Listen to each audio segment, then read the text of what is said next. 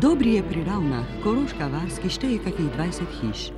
V vasi, ki je bila odnegdaj postojanka slovenstva v Mežiški dolini, stoji domačija Andreja Kotnika, znanega borca za severno-slovensko mejo.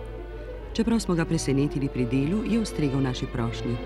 Spomnil se je dogodkov pred 50 leti, ko se je po vrnitvi z italijanske fronte pridružil Malgajevi četi.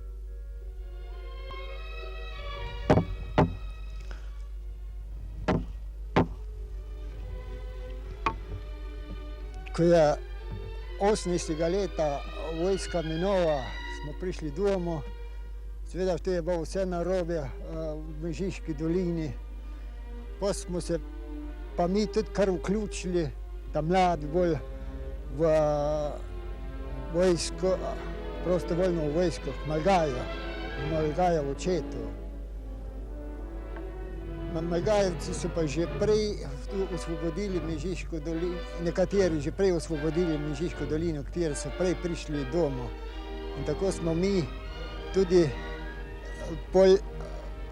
šli vsi prostovoljno v Ravne, tam je bilo zbirališče in nas so pa dali gor na mejo raznim kompanijam ali pa slovenskemu planinskemu polku. Pa Celjski polk, kjer je že bil, pol je bil slovenski planinski polk.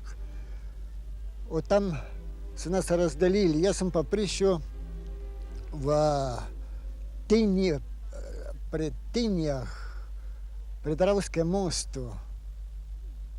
Tam smo imeli zaseden na onkraj Drave. Ker sem bil telefonist in ordinanc, sem pa zmeraj imel vse važne stvari, važne akcije.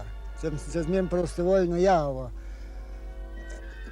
Ko smo hoteli Celovec zasesti, smo šli tudi gor smo prišli gor blizu Grabštajna že. Tam je bila pa nemška premoč in so seveda nas napodili nazaj, ker nismo imeli nič dosti municija, pa ne nobene rezerve, pa tudi hrane ne. Pa smo šli pa vzad na onkraj Drave, kjer je srečno prišel čez. Eni so šli pa še dol naprej proti Velikovcu, ene so ujeli, druge so pobili, pa tako naprej. Tam smo pa šli, mi s celo našo kompanijo proti Selam.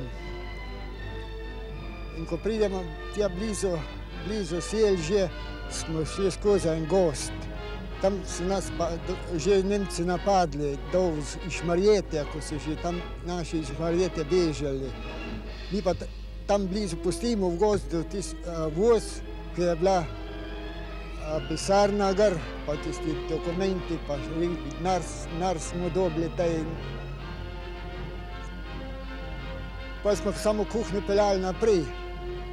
Pa pridemo že nakraj, pa vpraša, kje imate pisarno. Pa smo rekli, ja, zadnji je ostal, ko imam pa samo ene konja. Pa je rekel komandir, ja, kjer se javi prostovoljno. Da, jaz pa kar sem rekel, bom pa jaz šel, če kje drugi ne gre zraven mene. Pa smo spregva konja iz kuhnje, pa smo jezdva na Kalop zad proti vozu in smo vpregva. Nemci so streljali za nama, sreči pa niso nič zadeli, ker je precej davč bo in dol, da nas niso mogli tako videti. Akcija, ko so rešili vojaške dokumente, je le ena izmed številnih, v katerih je prostovoljno sodeloval Andrej Kotnik. Pozneje se je v protiofenzivi odlikoval kot bataljonski vodič. Čeprav je bil koroški plebiscit pozneje izgubljen, so Dobrije in vso Mežiško dolino priključili k Jugoslaviji. V stari Jugoslaviji je Andrej Kotnik prejel zelo visoko vojaško odlikovanje Karadžordževo zvezdo z meči. Danes je eden izmed redkih nosilcev tega odlikovanja. Toda bolečina, ki jo je njemu in družini zadala druga svetovna vojna, je zastrla spomine na dogodke pred 50 leti.